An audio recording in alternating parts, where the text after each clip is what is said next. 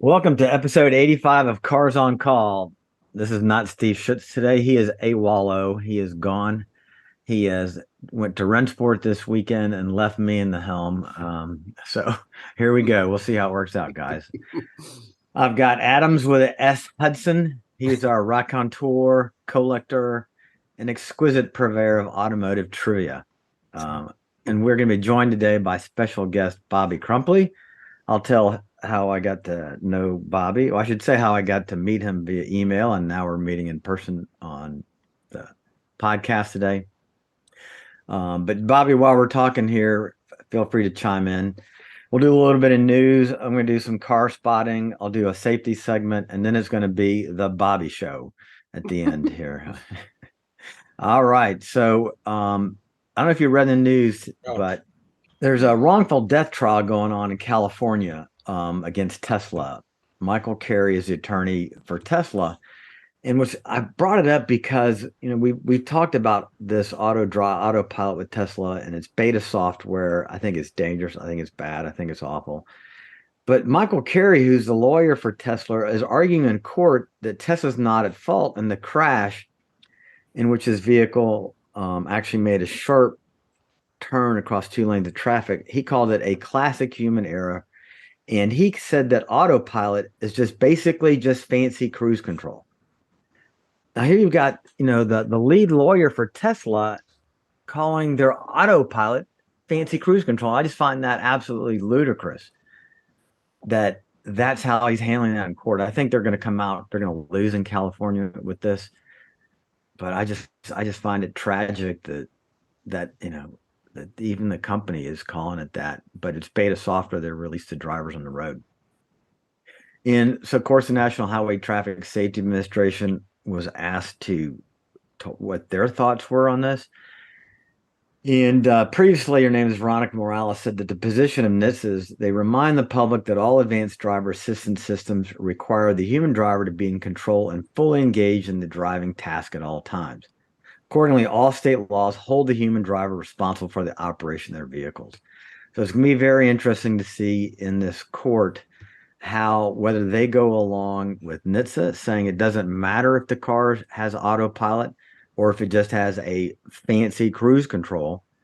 But I have a feeling the litigation in California that Elon Musk and Tesla are going to be paying out on this one.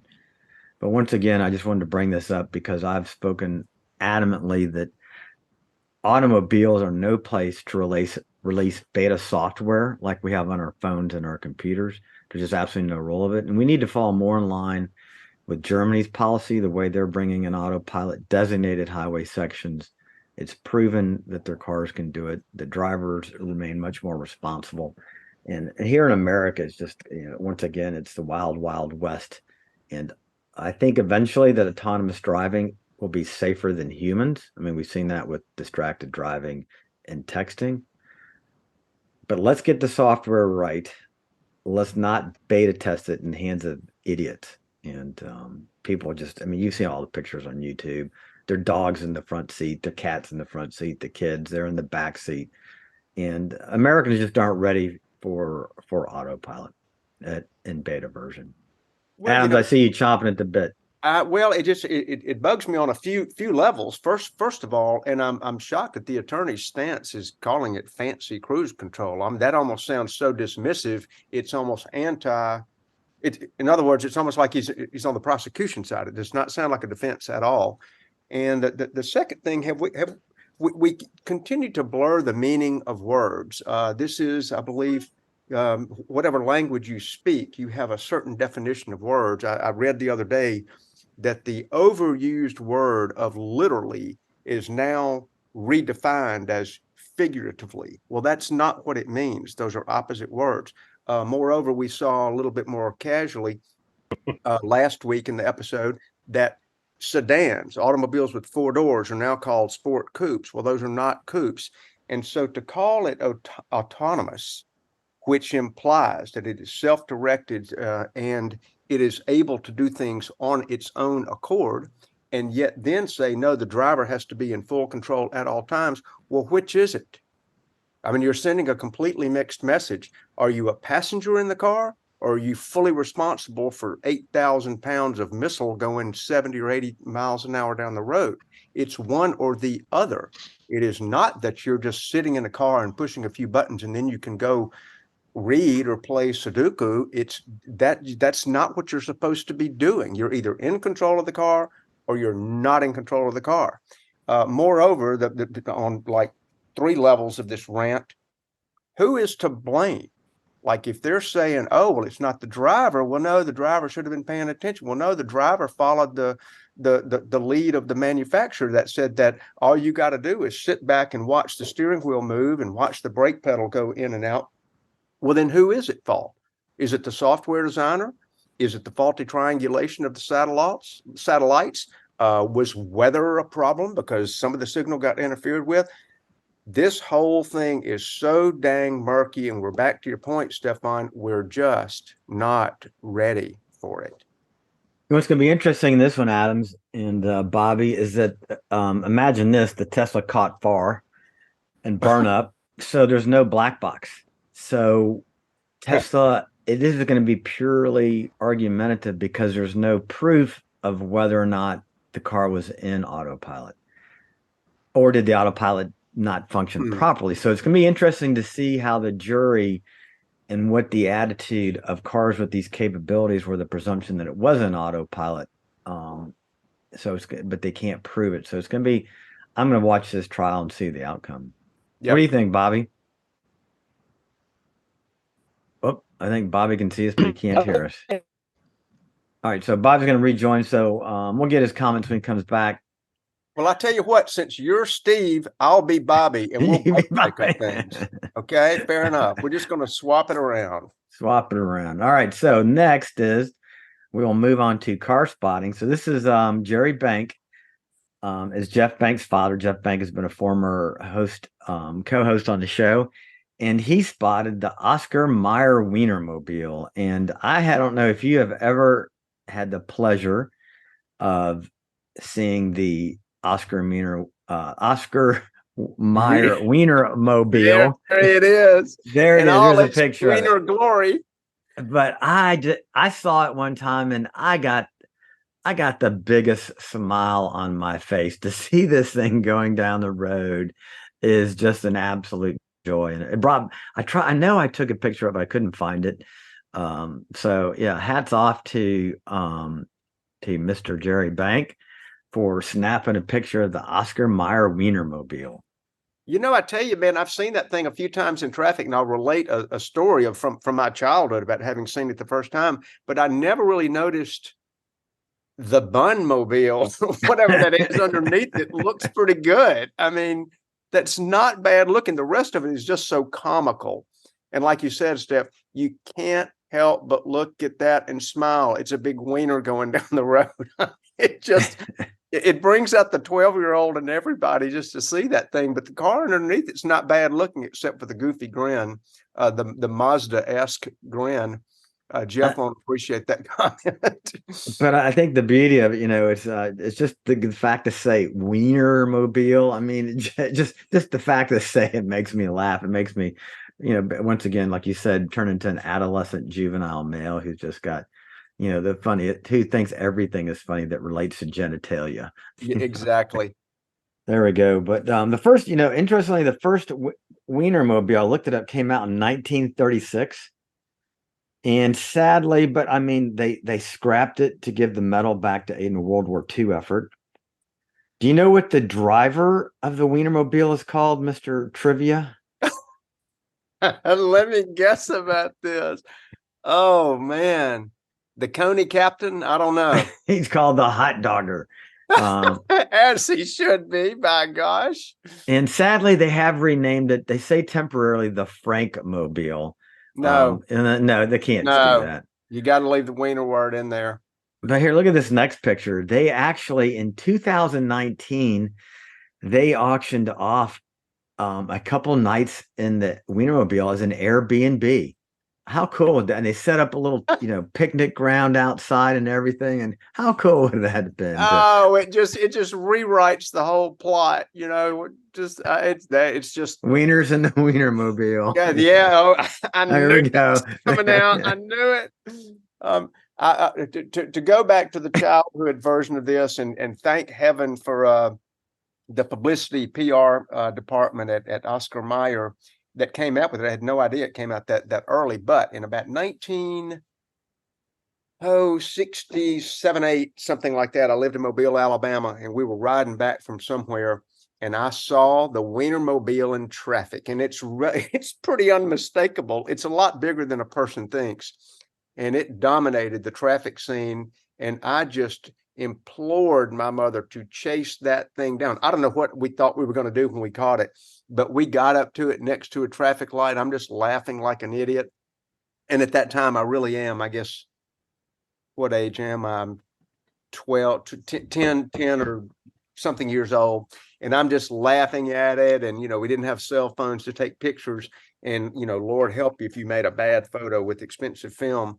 But that image, film or not, is burned into my brain. I can see it right now. I remember where we were at the time, and it's just comical. It's the one of the best known publicity vehicles that has probably ever roamed the streets. I think it's the world's single greatest publicity vehicle. I'd second that. All right, we got Bobby back on video. We'll see how his audio is. Is this better? Yes. Oh, sweet goodness. It's great. Well, I had to be smart on what I was working with, which is not often the case. And I didn't have the Zoom client installed. I was just doing it through the browser. And apparently on this old computer, that's not the best way to do that. So, okay. Well, finally, now you can round out all this wealth of intelligence about the Weinermobile. Yes. So 25 or so, almost 30 years ago, I had the first trip to Chicago, went there on business, and there was one parked on the side of the street, not far from Wrigley Field, but parked just like any other car on the street. It's like maybe the guy lived there. I don't know. It was a darn the same, but it's the first time I'd seen it. And then here, I think a couple of weeks ago, there was a sighting of one right around our not little town, we're a suburb of Houston. And apparently there was one running around here. I never did see it this time, but yeah, I mean, how can you not love the Weinermobile? Weird. You have to love the Weinermobile. Yeah. I love everything about it, man. Committed vegans love the Weinermobile. And if you look at the Weinermobile, you can see that it loves someone. It's yeah. There's the unwritten caption for you right there. All right, let's move to safety segment here, so we can get on to Bobby. But so I'm talking about e-bikes. So they use the road. So I know my research was in automotive safety, but it has to do with everything on the roads. They sold about 1 million e-bikes in 2021. An e-bike, is a bicycle that they throw a battery and a motor on it. They come in various sizes and speeds, but they typically weigh about 50 to 80 pounds, and they can reach up to 28 miles per hour. And, in my mind, I have ridden an e-bike, but it was like a cruiser looking thing that just kind of was more of a pedal assist. It didn't have a throttle, and it had brakes on it. But the thing that, Adam, we talked about earlier, perception, and you talked about, autonomous driving. What is it? What is it not? These, in my mind, are no longer really bicycles. They're, it is a motorcycle type transportation. It's two-wheel. It's got power, but people jump on and off of these things and they treat them like a bicycle. So we all have muscle memory for a bicycle, which typically is going to weigh, 10 to 20 pounds, depending on what size bicycle you have. It's powered only as fast as you can pedal it. You're typically just cruising. The only guys who are hauling ass on bicycles are people going downhill or people in the Tour de France. You wear just your typical small bicycle helmet. So the National Traffic, the NTSB, they said fatalities have increased exponentially. And part of the problem with fatalities and measuring fatalities in these e-bikes is they're not really sure how to categorize them. Some people will mark e-bikes, some people mark bicycles. So we've got to change how we register this. But the Dutch have a lot of bicycles. And they found out that e-bike riders are about 1.6 times more likely to wind up in an emergency room than riders of regular bikes. That's over there. NYU did a big study looking at them because apparently they're all over Apple. They found that e-bike riders are 3 times more likely to result in a hospitalization than traditional bicyclists, 3 times more likely to strike a pedestrian than a regular bicycle. Steph, are these stats, are these US stats only? So the new NYU study is from the US where, yep. Okay. But so there's not a whole lot of hardcore data out there. It's just cities or universities doing some local studies.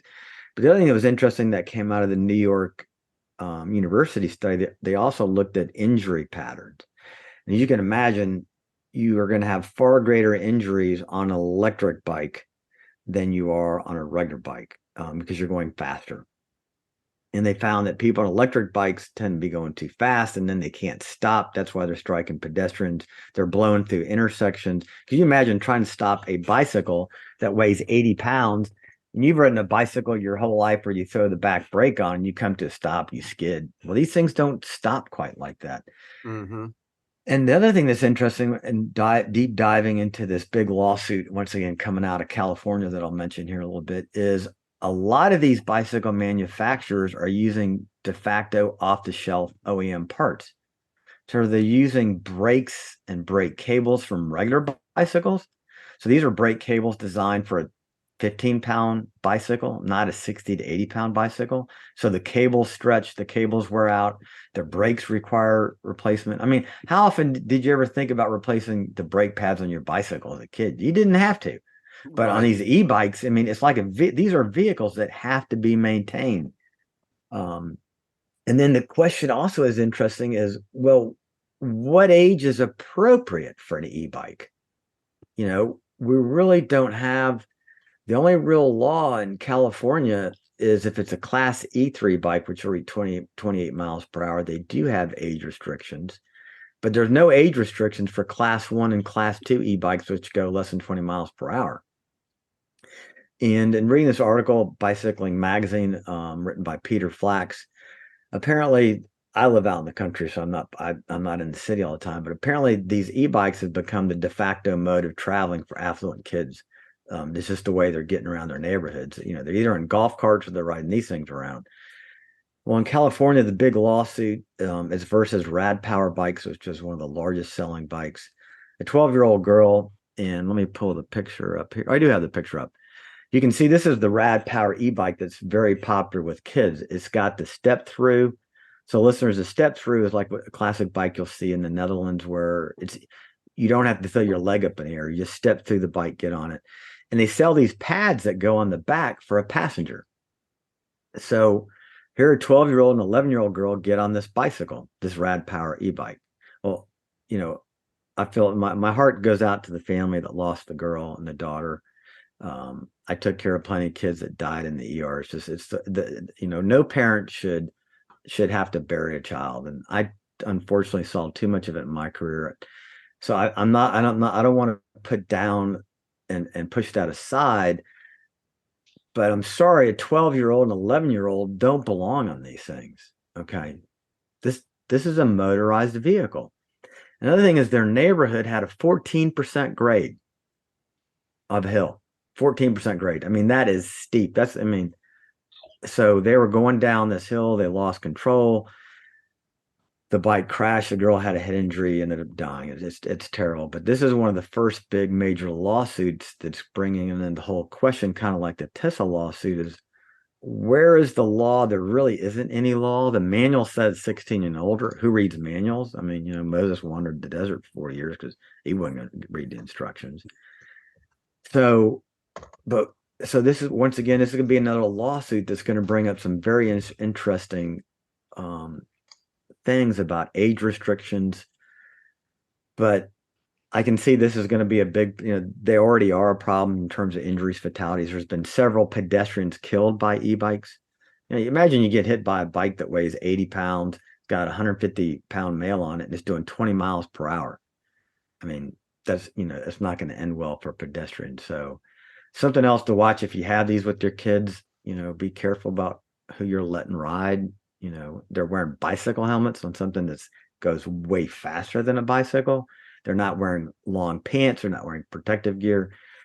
So I think this is just the tip of the iceberg that we're going to start seeing more and more of this. And once again, it'll be interesting to see how our legal system handles this technology that is coming faster than, of course, our politicians can even dream of keeping up with.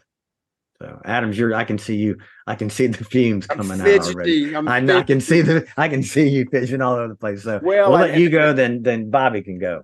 And I don't want to just belabor the safety points, but we're sort of almost back to the thing that we mentioned about the autonomous driving, which is, why are we legislating and making up good rules after the tragedy? Like what is the logic in that? Like you said, let's don't put cars out there on beta testing. They're putting these bikes out there on beta testing, saying, hey, go mix it up with civilians. You know, you might be a bike, you might be a motorcycle, you might be on a trail with people who are walking, who, by the way, cannot hear these things coming up. These are elected there. I mean, there is silent as a mosquito, and all you know is something just went by you at 30 miles an hour. I live in a pretty touristy part of the world, and a lot of the tourists come down here having not been on a bike, on a bicycle in 10 years or 15 years, and that's all that's running around the roads here. So they get on these e-bikes and sort of halfway remember how to balance, and then they just throw them out into the wild and they're just riding along. And I'm not kidding you, I have developed the ability to just, if I hear a pebble crunch behind me, I'm whipping around and sort of getting my wife off to the side, because you can be hit, and you can be hit hard. And Steph, as you mentioned, I mean, you look at an 80-pound bike versus a 20-pound bike, so that's a 4x differential on weight. Then you multiply the speed from 10, 15 miles an hour to nearly 30. So now you're dealing with Steph, you got the formula in your head, right, and that you're probably dealing with 8 to 10 times the force. It's the square, Adams. So kinetic energy is 1/2 mv squared. So the velocity squared. Wow. Okay. Yeah. So that is a huge difference. When you double the velocity, it's not just double the energy, it's the square of that. So all the mass that goes with it. Yes. And then you've got little stupid 4-inch. I mean, I was looking at that bike rim, and I thought, okay, well, that bike rim's probably, 17, 19 inches. And I sort of like halfway calculated by looking at it. The disc on that thing, if they're even discs, they're paper thin. They're about the thickness of 2 envelopes, and they're about 5 inches. That is not nearly enough braking surface to stop that vehicle. So once again, why do we legislate after the tragedy? We could have saved the 12-year-old girl and countless others if, like Underwriters Laboratories, they won't let a toaster out into your kitchen until they've tested the living crap out of it, and they probably denied you 10 times. But no, let's throw a bike out. That kind of ticks me off a little bit. Yeah. Go ahead, All right, Bobby, what do you think? So we haven't seen many of these around where I live. We have just the typical bicycle riders that refuse to ride in the bicycle lanes that we've installed to make the car lane smaller. But we won't get into that. But no, Stephan, you had mentioned this is going to be the safety subject, so I started looking at that, and I think about like a motorcycle, because that's essentially what this thing is. It's got an electric engine instead of a gas engine. So riding a motorcycle is a skill. A lot of people will get on a motorcycle just because they've ridden a bicycle, and then they can't ride it properly. The handling dynamics are not what you'd expect. If you ride a motorcycle and you need to stop, you squeeze the front brakes. But anybody that's ridden a bicycle, just to kick back on that pedal and lock up the back tire, and now you're out of control. If you're going, 5 miles an hour, it's one thing, but if you're going 25, you've lost control. Anytime you skid the back tire, you've lost the stability of the vehicle, whether it's a car, a motorcycle, or one of these things. So I think just intuitively, you're not going to ride them the way they should be ridden, unless you've got some sort of training. I don't know the solution to this problem, because they're like kind of a neat deal, and I can see where everybody would like them. But man, the danger is there, and those little crappy bicycle helmets, they're not going to protect you from anything. You don't have any kind of, if I'm riding a motorcycle, I'm wearing a jacket and a full face helmet, etc. But you look like a fool riding one of these with that on there. But I don't.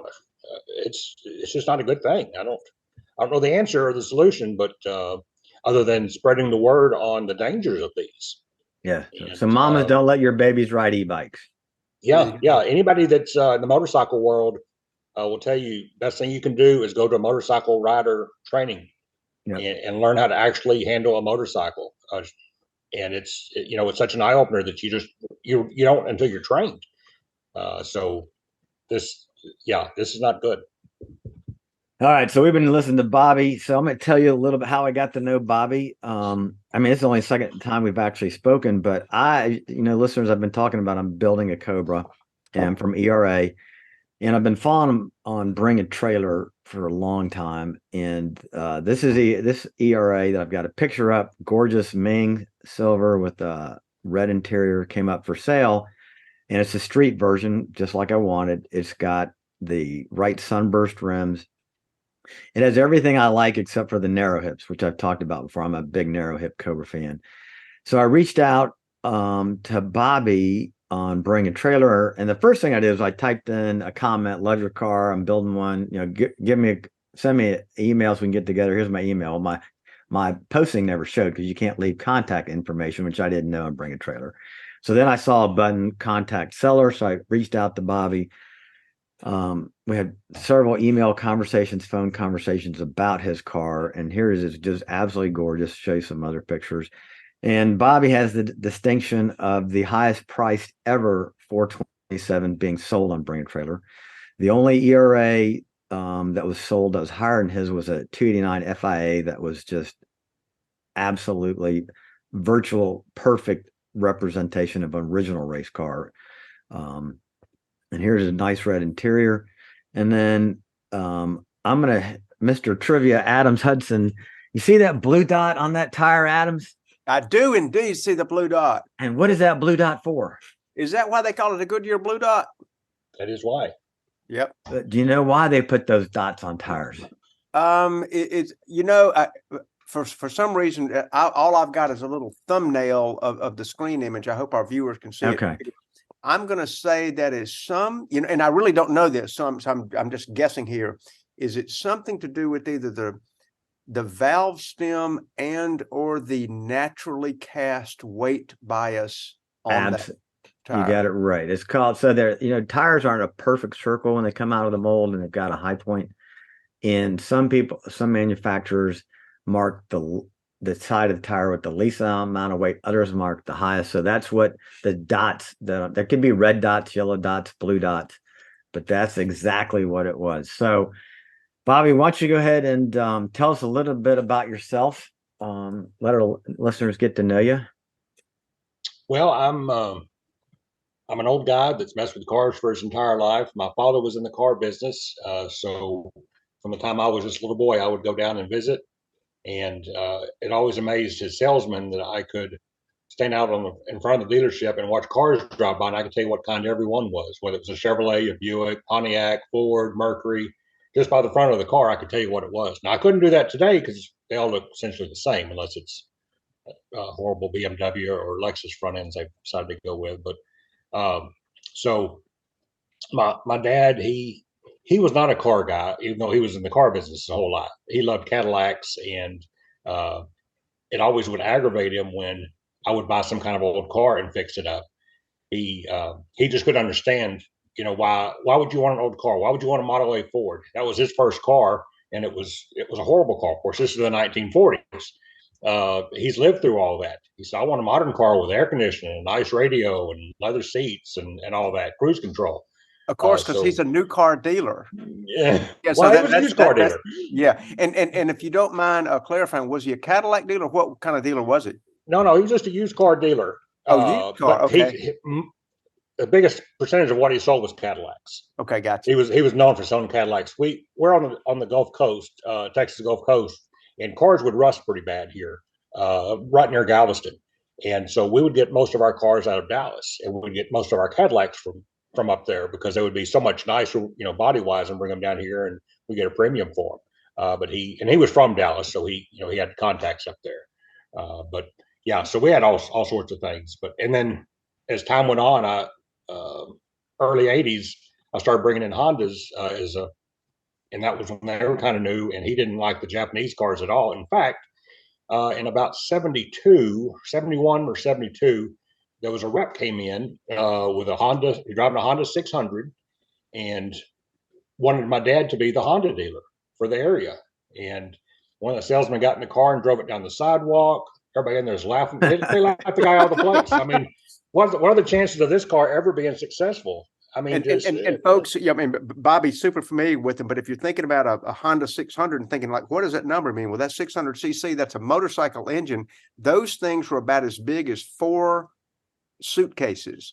They were extremely small. They were nowhere near as big as the Civic. There you go. Yeah. There it is. Yeah. There you go. Wow. Okay, so go ahead with that story. I just want to interject for the people who maybe don't have the visual. So anyway, there was he did not become a Honda dealer, unfortunately, because that would have sure been a nice thing. But yeah, he just liked big cars, and he was a Cadillac guy, and that was that. Of course, we had Lincolns as well, and but anyway, so yeah, I started bringing in Hondas once I got out of school, and I was working for him. I liked Hondas, so I would find used Hondas, and then he got where he really liked those. He saw what the quality of those cars were at that time back in the 80s. And anyway, so but I just had worked there from the time I guess I was about 13. I started working for him, and I would work in the back with the porters, washing and detailing cars. So, and I developed a love for detailing cars, which is insane. Adams, he is an amazing detailer as well, and that's what he loves to do. Well, you have to love to do it. You do, and I'll go ahead and say I may not be great at it, but it's my therapy. I enjoy doing it, and I take way too much time, and I can tell when I'm talking to somebody who just loves the details. So yeah, it's a sickness, but it's I think there's probably a lot that will hear this and just nod their head. Yeah, this absolutely, I get it. So in fact, today I'm detailing the air conditioner assembly for my 64.5 Mustang, and it's all those little tiny details and plating the pieces and getting all that just right. I love that sort of thing. I'm with you. But anyway, so my first car was a 67 Mustang, and since I was a kid, I love Mustangs. And I'm with you there. When I was, when the Gumball Rally came out, 76, so I was 11. Yeah. And then I fell in love with Cobras. I was introduced to Cobras. Where have I heard this story before? Yeah, from everybody. My mother had a Mustang. She's French. I've told the story, but my brother and I would laugh because she'd come out of the neighborhood, take a left, squeal the tires, go ooh la la, and because she drove a Deux Chevaux in France. And then I saw the Gumball Rally, and then I've been snake bit ever since. And so that's interesting. There's some parallel stories here. Yeah, and from then on, I knew I couldn't afford a Cobra, but I like Shelby Mustangs, and I would find and buy those and drive them for a while and resell them. But my dad could not understand my love for the Mustangs, because when I was a baby, my mom had one. She had to have one of the new ones, so he went to the local Ford dealer, got her one, silver smoke gray, and she's driving in the rain. I'm in the passenger seat. I'm less than a year old, and I'm sure I'm not in any kind of car seat. It's 1965. Yeah. And she spun the car in the rain, and that was it for the Mustangs. So that stuck in both of them's memory for the rest of their lives. They did not like that I would drive a Mustang because of, I guess, almost having some sort of disaster when I was a baby. So with all these fabulous car moments you had because your dad was in the business, I didn't grow up in the business, but I had, and I call them, in medicine we call them sentinel events, which is not good, but I like to use a sentinel event for people that come on the show. What, in a good way, when do you have, you were just surrounded by it, but is there a memory that you go back to, like that was, you knew cars were it, and you were just, the rest of your life you're going to be chasing cars? I really don't. In fact, my parents got me a little Mustang pedal car when I was, I guess, 2 years old or whatever, and I don't remember that, but I've seen pictures of it. But I've just been obsessed the whole time, and even there was no reason I could identify those cars as a 6-year-old kid. but I did. And then 8, 10 years old, when the new cars would come out in September, that was, that was a big event at the dealership. You had a brand new car to come out and all new models. And my mom or dad would take me to dealerships, to all of them, and just so I go see the new cars. It was crazy. And I've always had that passion. I can't just point to one thing. I can with the Cobras, with the Gumball Rally, and Yes. that got me into the Shelby Mustang world and all of that. But just cars themselves, I don't know.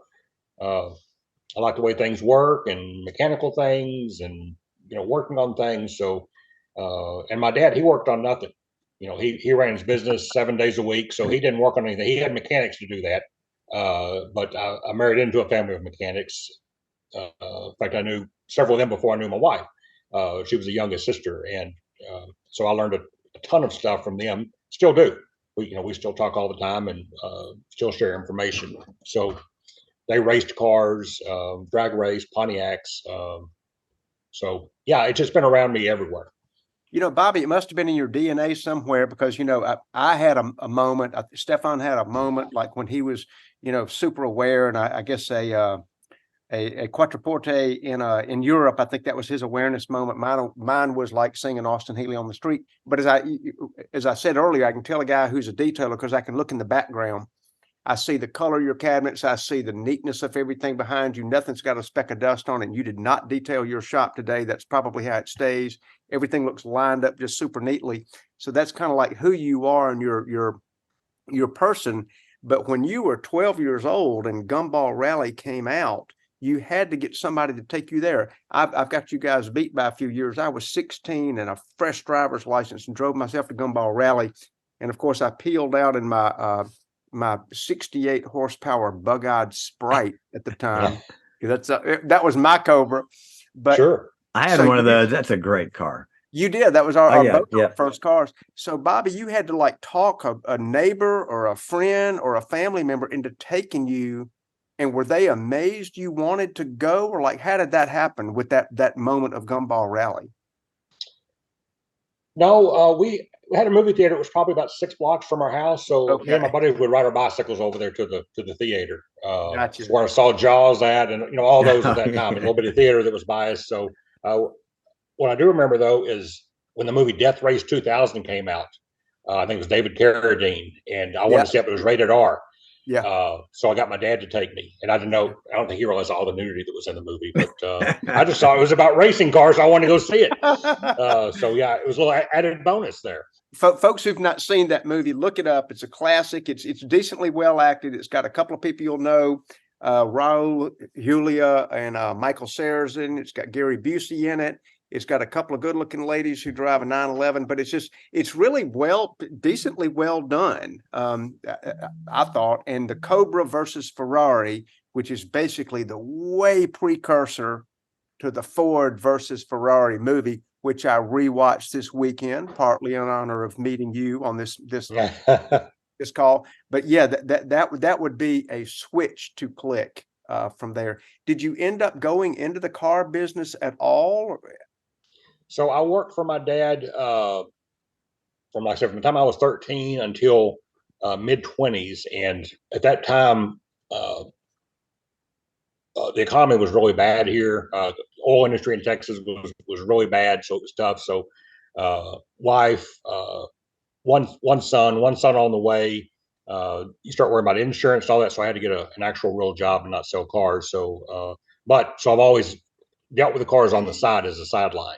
Mm-hmm. And I would, on my days off, I would help my dad out for the rest of his life. So that, yeah, I've just always been involved in it, one way or another. Well, I'm sure Stephan is looking for the entree to ask you about building the cars and your familiarization with component building of like Cobras. When Bobby listed his Cobra on Bring a Trailer, I read through it, and the detailing passion I see was translated into the build of this car. Bobby did things this car, just amazing little details that he did in the build. And that's why he got such great money for it. And I wish I could actually put a car together. I can do some basic stuff, but you put a lot of sweat and blood into this car.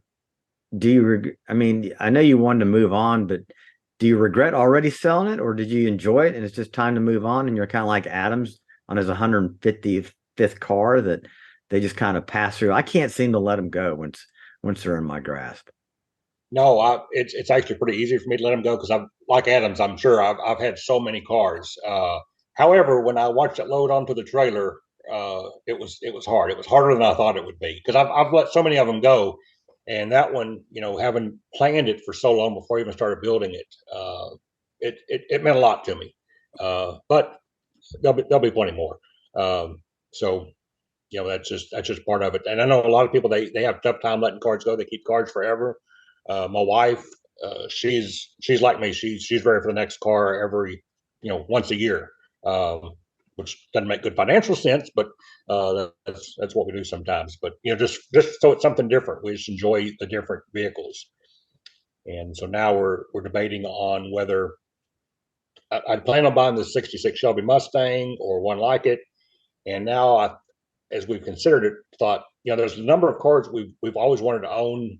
Right now, let's go ahead and buy some of those, enjoy them for a little bit, and then turn around and resell them. And she's always wanted an MG TD or TF or a Morgan, some things like that. I've always wanted a Model T. I've had a lot of Model A's and early V8 Fords, but never a Model T. Don't ask me why I want one. I just think they're cool. So we might do some of that instead for a while anyway, just to get our feet wet in some of those and experience some of those cars while we still can and enjoy them. But then they'll go down the road, right with the next one. Okay, we've talked about bring a trailer on this show, and listeners, I just brought up a picture of Bobby here, sitting at a table, and that might be a cold one wrapped up in that napkin I just noticed. That's an empty one. Oh. it was cold at one point, but then it's yeah. Okay, and so Bobby told me that he sold the Cobra and was on his way to Dallas to try to bid on a Mustang GT 350. So I recorded the show and I took a picture here. And I wanted to transition this, talk about you and Adams have been to live auctions. And I think we've got some listeners that I've always entertained the idea of going to an auction to buying a car. But even on Bring a Trailer, when the cars have come up that I've wanted to bid on, the minute I get outbid, I'm pissed that I didn't get it. And I'd want it, I've raised the price a couple times and I'm like, no, I just got to walk away. But if I was at one of these auctions and I've watched on TV, these guys are in your face. I give our listeners some advice as to, being at one of these things. So I think these guys that are out there that they see you want to bid, they come to you, and I think they're all a little bit different. They all have a different technique, and some of them are very high pressure. And they're all going to pressure you because they want the bid, obviously. This particular guy here, George, I believe is his name. He real nice, not so high pressure, not one of the guys that scream. So that was not so bad. But it's like anything. You have to have discipline. You have to tell yourself, here's my limit, and if that's it, that's it. And you can see on this picture here that at that time the car was at 150, which was my limit, and then I bid 160. So much for discipline. But then it went past me, and then it went to 165, and I said, "No, that's it. I'm 10,000 past what I wanted to pay for the car." So that was that. But yeah, you have to have discipline on that. You can't let your emotions overtake you, or you're going to end up with something that you're going to be buried in. And unless you just got so much money, it doesn't matter. You can't do that. Well, it's interesting. I think the auctions are largely fueled by people who do not have discipline. Well, they may have more alcohol than discipline, and they get sort of emotionally involved in the purchase, and then they start rationalizing out, hey, I'm never going to be here again. This is just what I want. And so my so-called limit is no longer my limit. And it is a really emotional environment to sell or to buy. I mean, your heart's in your throat most of the time. And I've never had the luxury of just having so much money. It didn't matter. Although you do see a lot of those folks there. And like Bobby's talking about, the people who are, they're working the auction. I mean, that's what they do for a living. I mean, that they understand buying motivation and persuasion. They understand the lightning fast decisions that you have to make. And the kinder word for them is spotters. and the less kind word for them is grinders. And they'll grind you, and they'll grind the consignor down on a price, and they'll grind the potential prospect up on a price. So it's a nerve-wracking environment. Bobby, I think you told us that there's a car in the background that you recently got at auction. Was that from the Dallas auction, the orange Bronco I'm seeing, or was that prior? No, that was at the auction. So after we missed out on the Shelby, out walking around just looking, and I didn't really plan on buying anything else. I saw this Bronco, and since we just finished restoring one, pretty familiar with what to look for on them, where they rust, etc. So gave it a good inspection. I thought, well, it's got its issues, but it's got good bones. I like it.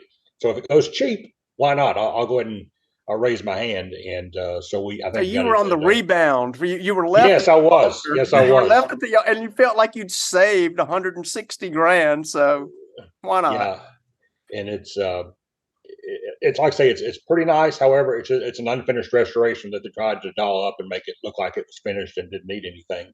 And that was certainly not the case. But the price, it was, where you can spend money on it if you're doing it yourself. Now, if I had to farm everything out for all the repairs, I'd be upside down instantly. But I think I'll be fine doing the. They had repaired the floors improperly, so I've got to go back in and fix that. Which means tearing everything apart. Engine leaks everywhere. They had used Permatex on the bottom of the belt housing, trying to stop where the rear main seal was leaking. Just crazy things like that. That you see when you look at the car. I'll pull the engine out because it runs fantastic. Good compression, everything is good there, good oil pressure. But I will reseal the engine and then repaint it and detail everything and make it look like it should. Repaint under the hood. Of course you will. Do all that stuff. Kind of the same path we went through on my son's 1970 Bronco, which is just really a spectacular looking Bronco. Now he's really got a nice car.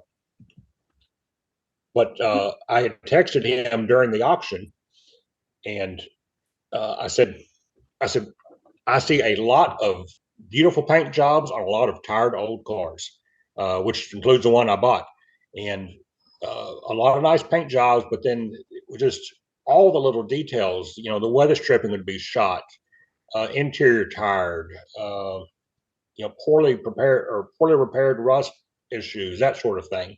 And there were some really nice cars there too. I'm not saying they were all that way, but I would say the majority of them was. And there was another car there that sold. I won't say which one it was in case the new buyer is listening. But I think he overpaid by about $200,000 just based because. Whoa. Can you say what type of car? Like what category of car? It was that other Shelby, GT350 that went. Yes. Yeah, I saw it. Oh. And very nice, good car, but an old restoration that was coming apart. So it needed to be painted. It had an old lacquer paint job on it, so the lacquer paint was cracked everywhere. So that means it's got to have to go down the bare metal. So you have to do a full restoration of the car to get it right, or live with the cracked paint and just make it a driver. Which is nothing wrong with that either. But it's sold for the price of a top level show car, and it probably was 25 years ago, but in the Mustang and Shelby world, the restorations that are done now are at an entirely different level than what they were done back in the 80s and 90s. And this one was like more done to the older standard than what the new standard is. It seemed like a really good car. That's where a discerning eye is so valuable, because, a guy who's been around cars like you, Bobby, all your life, and Stephan, you also, and me kind of having looked at a few cars, when Bobby says coming apart, he does not mean that the car is coming apart. What he means is that the major systems, that the lacquer starting to checker some, that the dashboard may have been straight on day one, but now it's warped, and you're not unwarping a dashboard. Everything's a little tired. Everything's a little leaky. All the bushings are gone. You don't replace bushings from the top. You're disassembling components to replace a $12 part. And it's a lot of work to correct those few things. So taking the car from a 2.5 to a 1 does not mean you started the 2.5 and you work your way up the ladder. It means you started the 2.5 and you go down to a 4, then you come back up. And Bobby knows that is a very expensive lesson for the people who do that the first time. Yeah, absolutely. And in fact, as I was texting back and forth with my son, I said, we're looking at this green car, and it's a number 4 at best, but it's original paint. I said, this white 65 is going to take just as much, if not more, work as this car does, but it's beautiful. But it's when you get to looking, you've got to do all the same amount of work. Right. And I was, in fact, I was bidding on it for a friend of mine, and we had that same conversation. It was, it needed everything. Maybe not rebuild engine or transmission, that sort of thing, but still all the cosmetic stuff. You have to totally blow the car apart to make it right. Or you just have you a nice driver as it is, which I'm sure it would be that. Yeah. I was lucky enough to drive one of his 65s here a few weeks ago, and just wonderful cars to drive. Love the 65 Shelby. I think the moral of the story for our listeners we do a thing called This or That to kind of start a collection, which we'll finish up today. But if you can't work on cars and you don't have the mechanical capability, you're going to be over your head quickly. And the auction site, an auction is, I would not recommend a novice going to an auction to buy a car unless you go with somebody that can help you. But I know Adams has bought off of Bring a Trailer. I don't know if you're not, Bobby, but it seems to me that you can read the comments because everybody's got to chime in on Bring a Trailer about some detail on these cars. And I think if you buy a car off Bring a Trailer, you're going to be about 90% satisfied. Whereas if you buy something at Mecum, you stand to being in the dissatisfied category, immediately regretting what you just did. Yeah, absolutely agree with that. Bring a Trailer, of course, you have a week to look at the vehicle and discuss any questions you have with the owner, and you can see how transparent the person is at selling the car. And the best advice I think I've ever given people on buying old cars is if somebody tells you the car is perfect, walk away, because none of them are ever perfect. When they start showing you every little ding and chip and this is wrong and this ought to be fixed and that, then they're being a lot more transparent about the car. They're being realistic. And if you're on Bring a Trailer and the car's across the country, chances are you're not going to be able to inspect it unless you're really interested. You're going to fly out, across the country to see it. So you're basing it on photographs. So you want to look at all those details, ask for photographs of areas you can't see, and see how honest that seller is about the car. And you're also, I think, better off buying from a knowledgeable guy versus somebody that doesn't really know what they have. Because then maybe it's some car they bought at auction and it's not good, but they don't know. They paid a lot of money for it and it looks pretty, but they don't know to tell you that, oh, this, and this are wrong. So it's a minefield. I think you told me, I want to hear the rest of the story, but you told me about one of your auction experiences. And here's one that you bought, and you're on your way home. You may have had a little incident. Yeah. So actually, this was not an auction. This it was a car. It was identical to this one. Okay. Like this might actually be the car because it was same color, red with black interior and gold stripes, 69 GT 500, 428. And so this was back in 89, 90, somewhere in there, back when you would buy any old car out of Hemmings Motor News. And so you'd have to call the people and they would send you photographs through the mail. And man, we don't know how good we have it now. Anyway, 30,000 mile car, really nice. It's in Kansas City. I'm in Houston. Fly up there and I'm going to drive it home. And I'm buying it with borrowed money. So get up there. The car is just as nice as they said. Very knowledgeable seller, just as it should be. The right kind of guy to buy from. In fact, he's still around, still restores Shelbys, great guy. So I'm driving the car home, and what you can't see from this picture, and I should have gotten a picture of the rear, on the 69 and 70 Shelbys, you have an aluminum collector that the exhaust dumps out of in the center. So you have the exhaust pipes come down next to the gas tank, and they dump into this aluminum collector, then it comes out of there. So now you have three sides of the gas tank that are getting heated up. So the gas or the fuel tank originally was not vented or ventilated. So Ford had a recall and they put in this ventilation system and that solved all that. Well, this car had never had the recall done. And so Bobby, know- you do a fabulous job of setting up a story. Because I mean, we can kind of see this edging towards something. Yes, yes. Okay, go for I it. think So I see at some point I see fumes coming out from the back of the car. I thought, well, that's okay. It's it's not ideal. It's an old car. We're going to be fine. And something in I worked in the oil industry for over 30 years, and it's what some would call weak signals. When you have a weak signal, pay attention to that before it turns into a disaster. Well, I didn't pay attention to it. So yes, this photograph here, you can see where the exhaust comes out in the middle. Well, that's an aluminum collector that runs the entire width of the back of the car that the exhaust comes into, and that gas tank is right in the middle. And it's the trunk floor. It's actually no different than a Pinto. They just don't have the same I was reputation. going to say, you took the words right out of my mouth. Yeah, that's really no different. Same engineer, the Pinto. Yeah. Yeah. Did Shelby design the Pinto? No, I don't think. Anyway, so now it's about 10:30 at night, south of Oklahoma City. I guess I'm coming into Norman, and I see flames coming up in my rearview mirror right from the center. Oh my no. gosh. Oh no. No. The gas tank's on fire. It's so hard to outrun a fire. Yeah, it is tough. It is tough. I mean, these cars are fast, but they're not that fast. You caught far, man. Far going home. So I get pulled over the side of the road. I go back there, pull the gas or the license plate down, and the fumes are coming out of the gas tank because it's pressured up now, and they have caught fire. So I have nothing with me to try to put the fire out, to try to beat it out. And so after a couple minutes of panicking, and I'm thinking, well, I don't know, it's going to blow up right here on the side of the road, and I'm going to go with it because I've got no money to pay this back if this car blows up. It's not insured. I borrowed all this money to buy the car. And 18-wheeler pulls up behind me. And he jumps out. He sees the car's on fire, and he has a fire extinguisher. Thank God. Runs up there, and it's empty. Pulls a trigger, and nothing comes out. False hope. Yeah. So then this group of teenagers, they pull up, and they're trying to figure out what to do. And everybody's trying to pat on it to get it out, and it won't go out because at this time, this fiberglass trunk lid, it's burning. Because that's it's not steel, it's a fiberglass trunk lid, so it's going.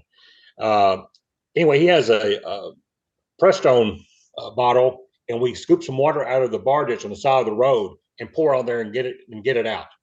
Wow. And after all this is said and done, this is like, it probably was about a 5-minute experience, but it felt like about 5 hours. The local fire department shows up, and everything's done at that point. It's I just had to get the car towed off with a wrecker to a local storage yard, and then I drove back up. I flew home, drove back up the next day, and with a truck and trailer, and brought it back home and fixed the damage on it. But about 2 months later, I get a letter in the mail from the fire department for a $250 bill for showing up for the fire, and I thought, you have got to be kidding me. So for showing up to the fire that was no longer a fire. Yeah, so I threw it in the trash and never heard from him again, and that was that. But so that was that's the Shelby story. So now every time I see one of those cars, I'm talking to the owner. I said, "You've had the recall done, right? Make sure that gas tank is vented." Yeah, because they put another line in there to fence it off, and it's a real simple fix. But yeah, that was a bad deal. That was a scary night. Well, let's jump here. Before we run out of time, I want to show a picture of your son's car. You got, one of the questions I was going to ask you was name the top 3 U.S. manufacturers, and I think Ford is your number one. Looking, and here's a picture, listeners. It's a GT40. This is ERA. They don't make them anymore, the replica. And this is an absolutely gorgeous red GT40 with a white stripe, and this is the Scuderia Filipinetti version of the Ford GT, and I'll let you tell us a little more about it. But that is gorgeous. So this was the first GT40 ordered from ERA when they started building them, and Tony Branda, that the Mustang and Shelby parts dealer, right? He was the one. This was his car, and Cobra Restorers in Georgia built it for him. Chuck Guthrie, and they went out of business. Oh, wow. Both of them have passed away. Yeah. Although granted, his son still runs list of people right there. Yeah. Yes. And Cobra Automotive built the engine. It's got a 289 hypo, a real hypo engine in it.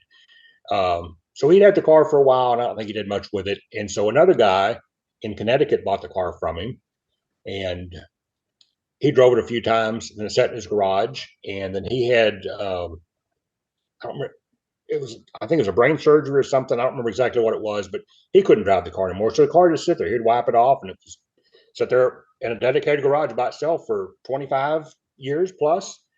And so we called, talked to Peter, told him we were looking for one. He said, I know of one that's not for sale, but you can probably buy it. And so he connected us with a guy, fantastic guy.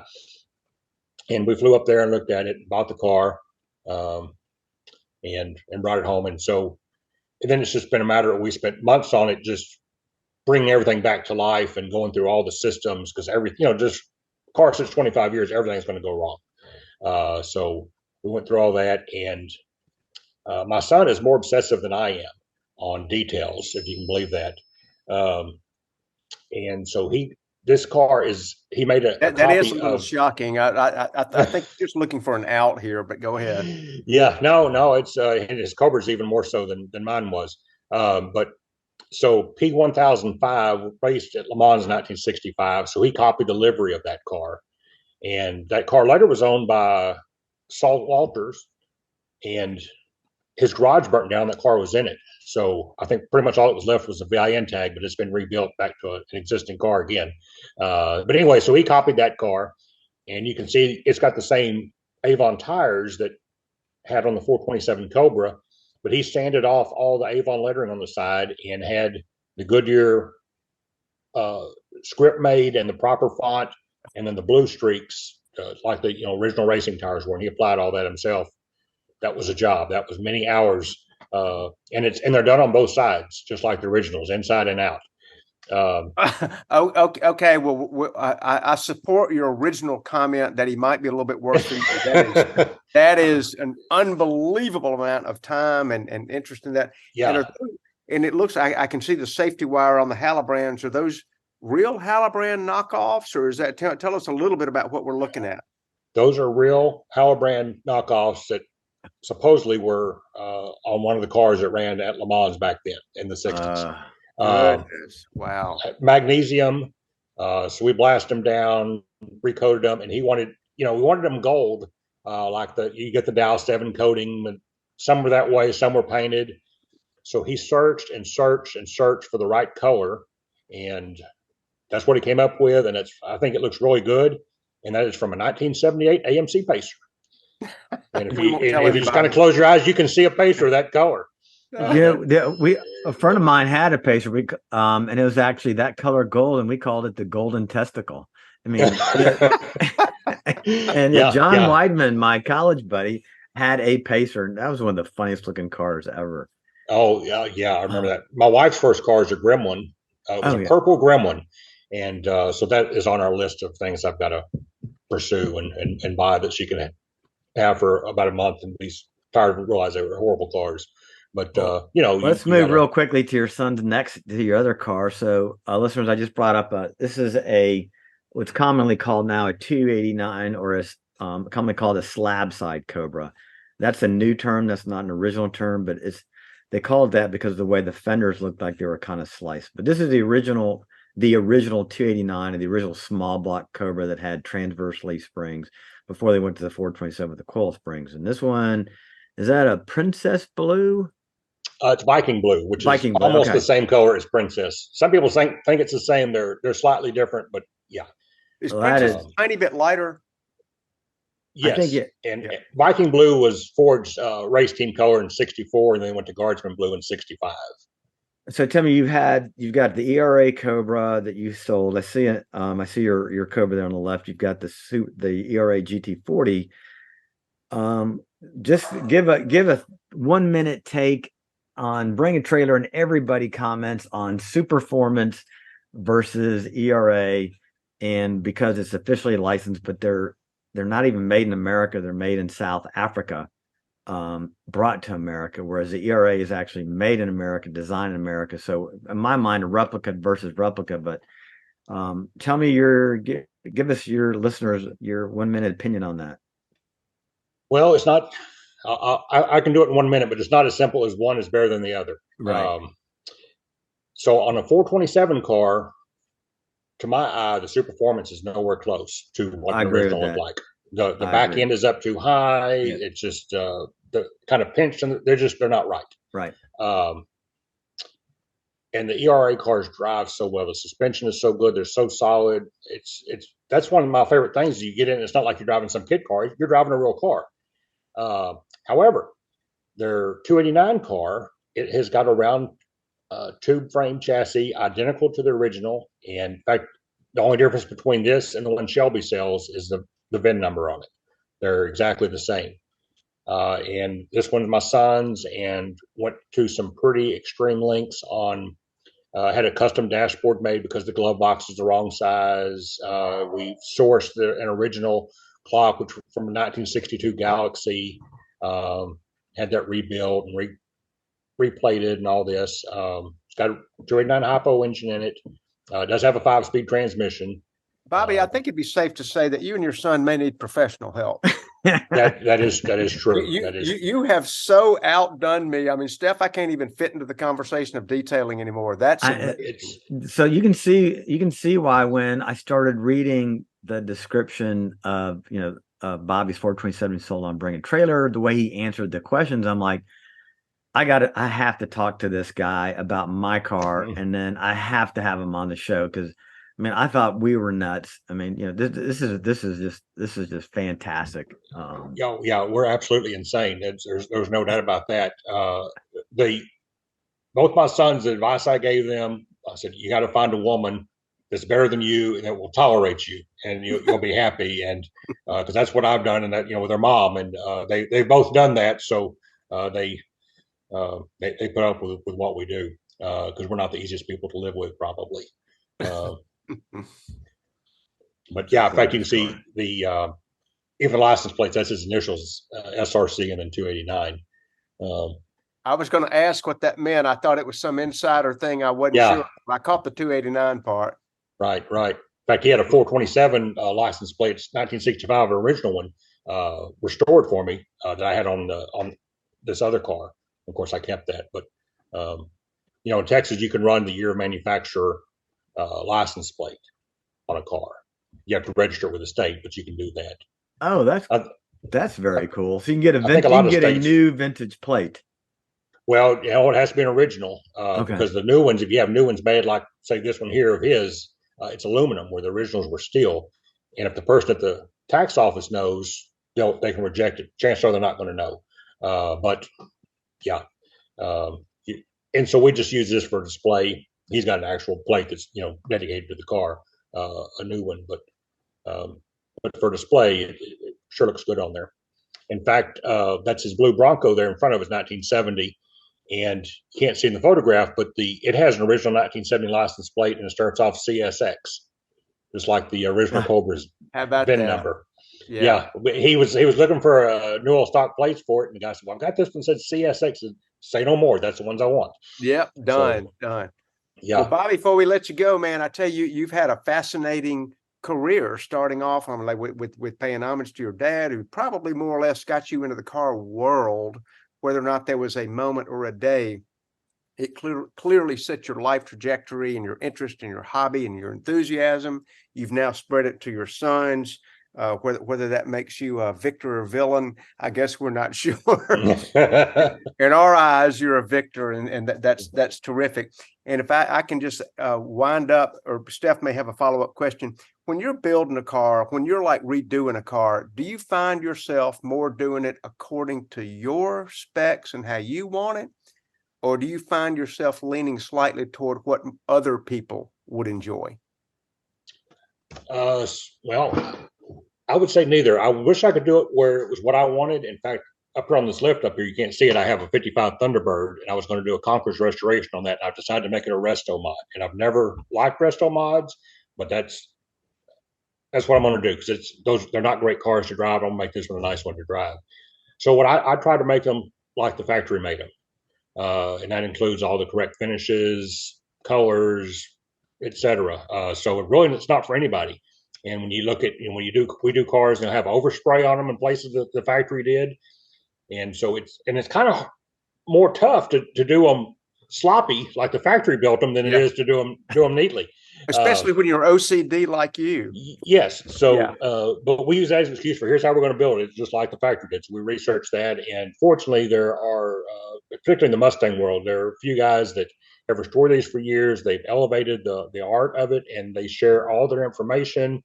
Uh, have photographed countless original cars and all the little details of how that works, and they still work to, to help people learn and do their cars right. So it's just blessed to have that sort of information now, and guys that that share that. Well, we're blessed that you've shared your information and that you've kind of really given an example. I think when Stephan said that you've gotten the highest figure on Bring a Trailer for a replica, it's way transcends the dollar amount. It's a dollar for enthusiasm and for interest and for historical reference and your enthusiasm about the car. So you have spread that for sure. Well, I Yeah, try. I was clearly if I 3 months ago, I would have been, because I'm now 2 years into my wait on my ERA.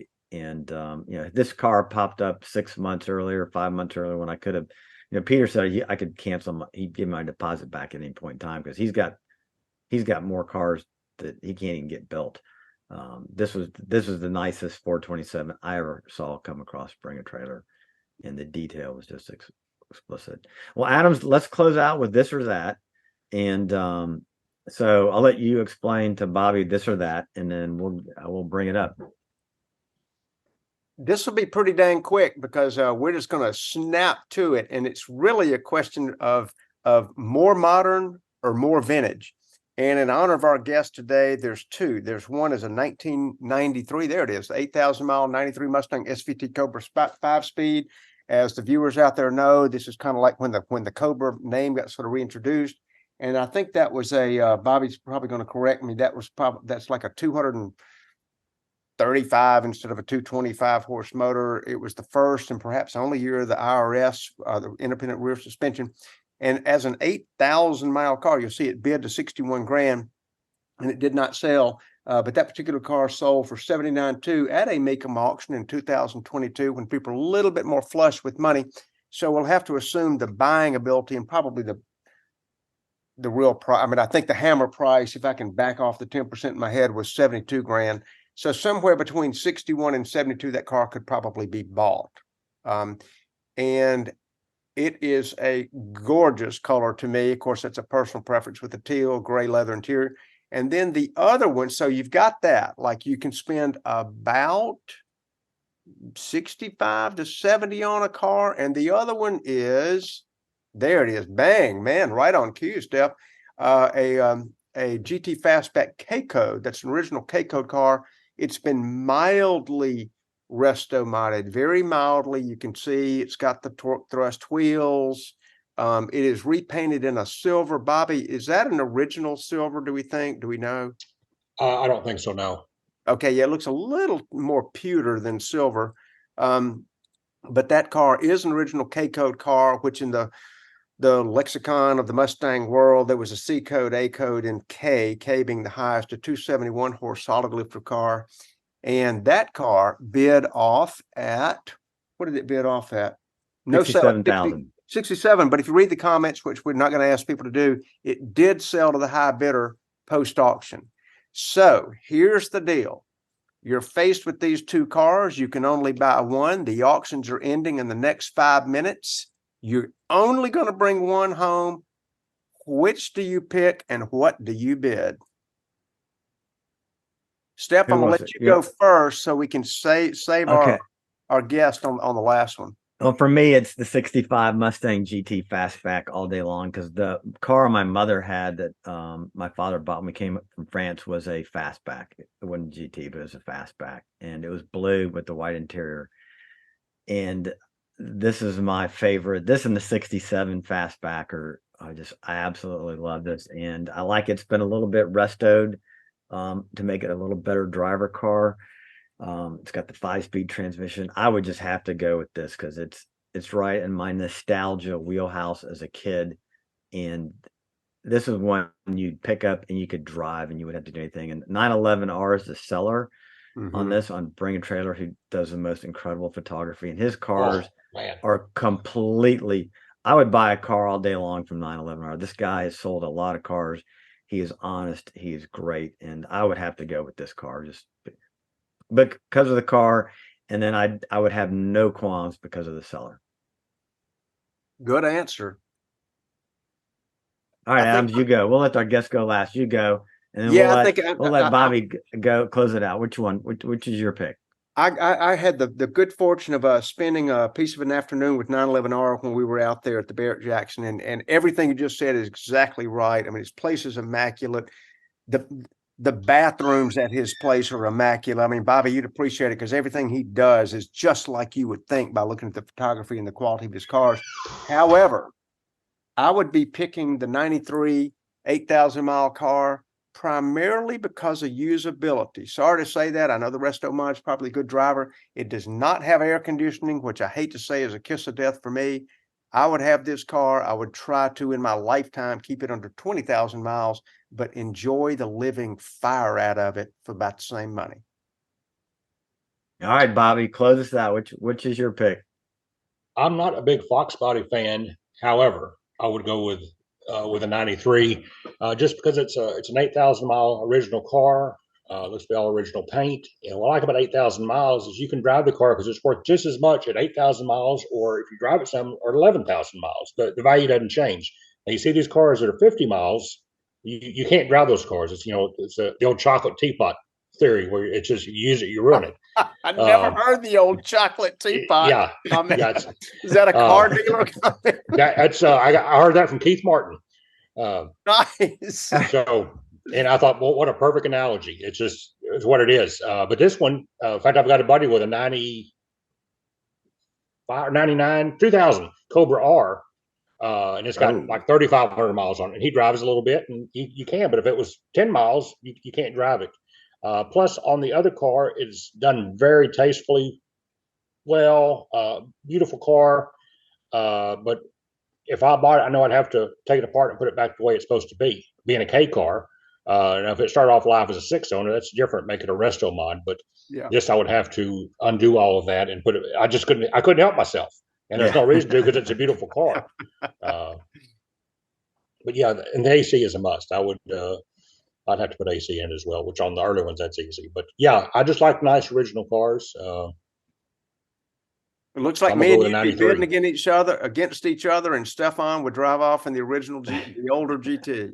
Yeah. I have a friend in the dry ice blasting business, and he does a lot of Fox bodies for a guy, and he's had a couple of these turquoise ones in there, and where he's done the bottom of the cars for him, and they're just so nice.